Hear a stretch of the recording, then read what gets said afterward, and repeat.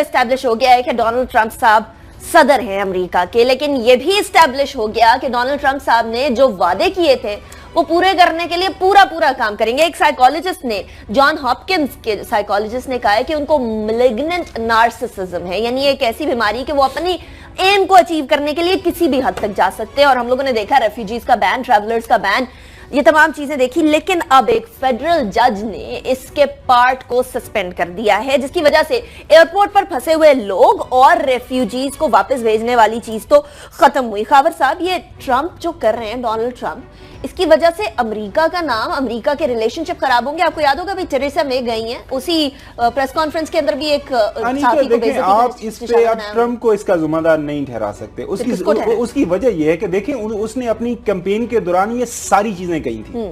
उसने या तो यह नहीं कहा था कि मैं ये मेक्सिको के साथ वॉल बनाऊंगा, या उसने नहीं कहा था कि मैं मुसलमानों को बैन कर दूंगा मुल्क के अंदर, या उसने नहीं कहा था कि मैं जो इस्लामिक एक्सट्रीमिज्म के अगेंस्ट में वॉर करूंगा, या उसने नहीं कहा था कि मैं जो ट्रेड पैक्ट ओबामा करके गए दूसरे मुल्क के साथ। किसको इल्जाम दें? इल्जाम देखिए, इल्जाम क्या था, अमेरिकी अवाम ने उनको अलग किया है। वो तो पॉपुलर वोट तो नहीं उनको मिला, पॉपुलर वोट वो उसके अलावा देखें यकीनी तौर पर वहां पे उनका जो पॉलिटिकल सिस्टम है उससे वो ऊपर आए हैं, वहां से वो इलेक्शन जीत के आए हैं। जब इलेक्शन जीत के आए हैं तो उनके पास उनका जो कॉन्स्टिट्यूशन उनको सर्टेन पावर्स देता है और वो पावर्स अपनी इस्तेमाल कर रहे हैं। चूंकि उन्होंने अपनी कैंपेन के दौरान इन सारी बातों का जिक्र किया हुआ है, लिहाजा उस पर अमल कर रहे हैं। तो आप साइकोलॉजिकल वो कह रहे हैं कि वो नार्सिसिज्म है जो व्हाटएवर वो हो सकता है, नार्सिसिज्म से भी आगे मैलिग्नेंट नार्सिसिज्म। लेकिन वो जब उन्होंने मैं वही तो कह रहा हूं कि अपनी कैंपेन के दौरान उन्होंने ये सारी बातें की हुई है। अगेन वो यही है कि आप देखें अमेरिकन पॉलिटिकल एस्टेब्लिशमेंट को एक बहुत बड़े झटके की जरूरत है। 18th सेंचुरी से उनका जो लेट 18th सेंचुरी से सारा सिस्टम चला आ रहा था। अब कुछ वहां पे एक बातें आ रही थी,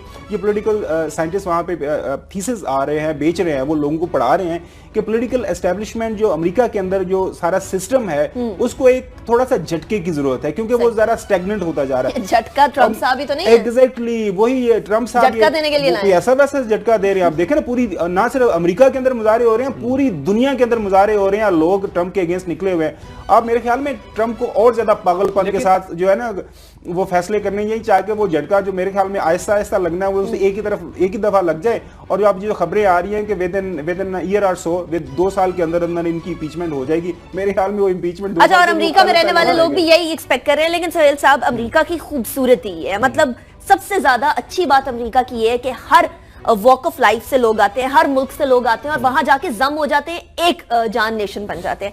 अब ट्रंप साहब के आने के बाद ये चीजें खतरे में पड़ गई हैं। उनके नेबर्स ये एक्सपेक्ट कर रहे हैं, कनाडा हो या मैक्सिको। बिल्कुल आप ठीक है, सबसे बड़ा जो अदम इस्तेहकाम अब अमेरिका के अंदर पैदा हुआ है, और वो क्यों है? ट्रंप साहब कि आप देखिए, आपके अपने जज्बात अपनी जगह के ऊपर, जब आप एक मुल्क के सरबराह बनते हैं तो आपने अपने जो आपके जितने मातहत इदारे होते हैं उनकी मुशावरत के साथ, एक विजडम के साथ आपने दुनिया में चलना होता है। और एक दूसरी जानिब इनका दोहरा म्यार देख लीजिए ट्रंप साहब का। एक जानिब आपने इराक के शहरियों पर पाबंदी लगाई 2 रोज कबल, और उससे अगले दिन जब इन्होंने इंटरव्यू दिया आलमी नशियाती इदारे को, उसके अंदर वो कहते हैं जो उन्होंने अब डिसीजन लिया हुआ है कि इराक के शहरियों को अमेरिका में दाखिले के ऊपर आपने पाबंदी आयद कर दी है।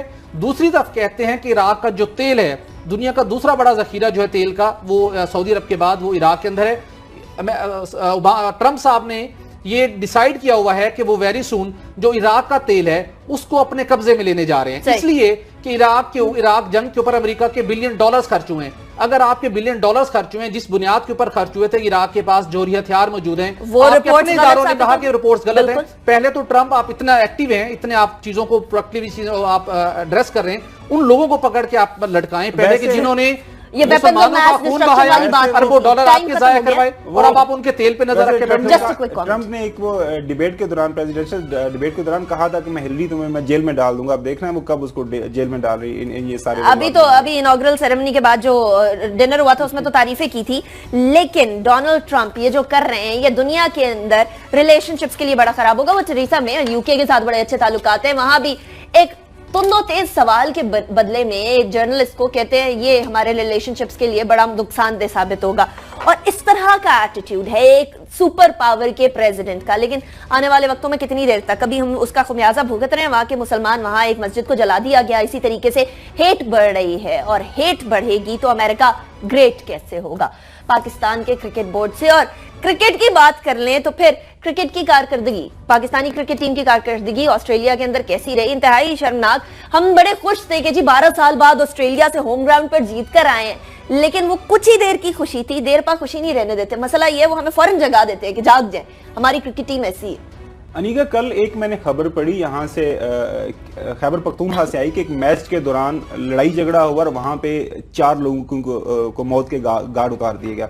उस मैच में 2 भाई जिनकी डेथ हुई, वो 2 भाई शामिल हैं। बताने का वो वजह यह है कि हमारे मुल्क के अंदर लोग किस पैशन के साथ क्रिकेट खेलते हैं। अब आप किस तरह इन्वॉल्व है क्रिकेट की गेम के अंदर, बड़ी गलत, एक बड़ा अफसोसनाक वाकया है। लेकिन मैं ये वैसे ये पैशन तो नहीं, ये पागलपन हो गया। पागलपन कह लें कि पागलपन की हद तक हम लोग अटैच हैं इस गेम ऑफ क्रिकेट के साथ। आप देखिए 90s के दौरान, तब तो आप लोग बहुत छोटे होंगे, मैं थोड़ा सा आपसे यकीन बड़ा हूं, वहां पे भी तब भी हमें जो ना हमारी टीम के अंदर ग्रुप बंदी की बातें होती थी। अब एक मशहूर जमाना वाकया हुआ था कि मियां दाद साहब को कैप्टन बना दिया गया, तो उनके अगेंस्ट जो वसीम अकरम साहब थे, उनके जो अपने साथ वो जो खिलाड़ी थे मिला के उन्होंने बगावत कर दी। वो फिर काफी वो लहदे होती रही और टीम आप शराजा सारे और उसके बाद से सियासत नहीं खत्म हुई पाकिस्तान क्रिकेट में। अब जो दोबारा खबरें आ रही हैं कि वहां पे अभी इस जो टूर अभी खत्म हुआ है ऑस्ट्रेलिया के अंदर, वहां पे भी टीम के अंदर काफी ग्रुप बंदी हुई है।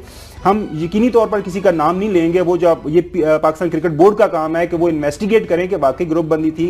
क्योंकि जो अखबारों के अंदर खबरें छप रही हैं और वैसे भी कुछ लोग अनऑफिशियल भी खबरें लीक कर रहे हैं, वो ये है कि वहां पे जो ड्रेसिंग रूम के अंदर काफी लेदे हुई है, खिलाड़ियों आपस में लड़े हैं, एक दूसरे पे तनकीद हुई है, आप मेरा कैच ड्रॉप करते हो, वो दूसरे पे तनकीद करता है, तुम ये किस तरह की वहां पे बैटिंग कर रहे हो, तो फील्डिंग कैसे कर रहे हो, तो काफी वो हमें ग्राउंड में भी नजर आया। तो फिर अगर ड्रेसिंग रूम में यह हाल है तो जाकर फील्ड के अंदर भी कोई यूनिटी तो नहीं सामने आएगी? वो तो हमें नजर आया ना कि एक मैच के दौरान अगर आप 7 catch, lollipop catch, sitter drop कर देंगे तो ऑस्ट्रेलिया जैसी टीम हो जितनी मर्जी कमजोर हो, वो तो मैच आराम से जीत जाएंगे।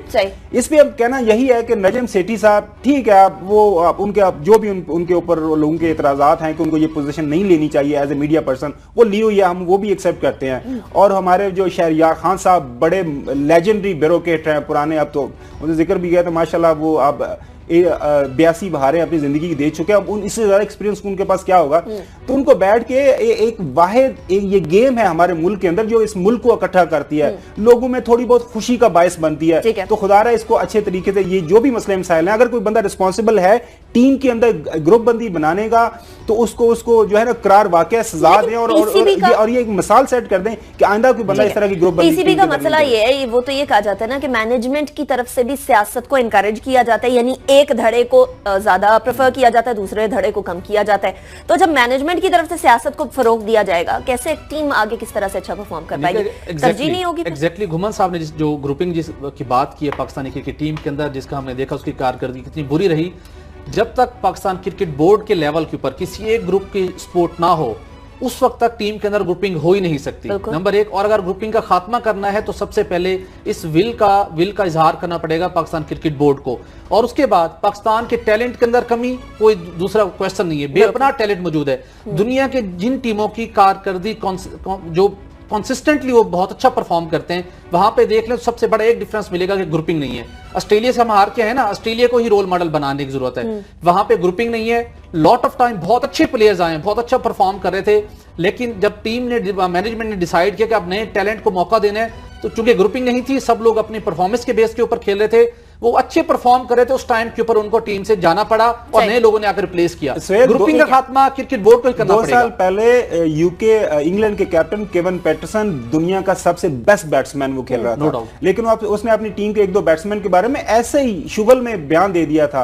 उनके क्रिकेट बोर्ड ने उस पर एक्शन लिया था, he was remove, not only remove from the captaincy, उसको टीम से निकाल दिया गया था। तो ये तो बात है, हमारे वो लंबे इंटरव्यूज दे रहे होते हैं हमारे खिलाड़ी, अपनी वो अजीब वो गरीब किस्म के बयान दे रहे होते हैं। पाकिस्तान क्रिकेट बोर्ड थोड़ा बहुत जुर्माना करता है। जो आप बात कर रहे हैं ना कि क्रिकेट बोर्ड की तरफ से वहां पे वो बैकिंग होती है, खबरें तो ये भी आ रही होती है कि कुछ जो प्लेयर हैं, जो हमारे जो पुराने प्लेयर हैं, उनके साथ वो पूरा कट होता है कि जी मैच इतना पैसा कमाएंगे, इतना फलाने को जाएगा, इतनी फलानी एसोसिएशन को जाएगा। सबसे बेस्ट बैट्समैन वो खेल रहा था, लेकिन उसने अपनी टीम के 1-2 बैट्समैन के बारे में ऐसे ही शुगल में बयान दे दिया था। उनके क्रिकेट बोर्ड ने उस पर एक्शन लिया था, he was remove, not only remove from the captaincy, उसको टीम से निकाल दिया गया था। तो ये तो बात है, हमारे वो लंबे इंटरव्यूज दे रहे होते हैं हमारे खिलाड़ी, अपनी वो अजीब वो गरीब किस्म के बयान दे रहे होते हैं। पाकिस्तान क्रिकेट बोर्ड थोड़ा बहुत जुर्माना करता है, जो आप बात कर रहे हैं ना कि क्रिकेट बोर्ड की तरफ से वहां पे वो बैकिंग होती है।